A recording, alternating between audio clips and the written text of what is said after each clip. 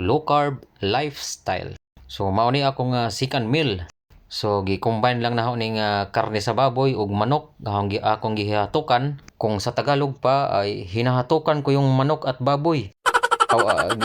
Ginagataan ko yung manok at baboy. Ug naa pa gud diri pipino. So wa na daghang istorya, hab-hab na. Unsa pay dugayan? Ang kanindot aning low carb kung ma-adapt na nimo sa imong lifestyle, sa akong experience dugay kayo ko gutomon. Mao nga timad na lang ko karon, 2 meal a day. So bihira lang ko mamahaw. Kung dili alas 10, alas 12 sa udto. Ug ang akong ikaduhang kaon, time check ta, so alas 4:30 sa hapon.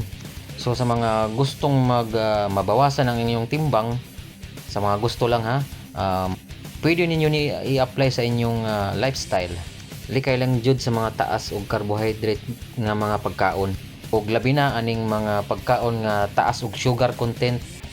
Sunda lang ninyo ning food guide para makabalo mo kung unsay likayan nga mga pagkaon ug unsay mga pasok sa low carb lifestyle.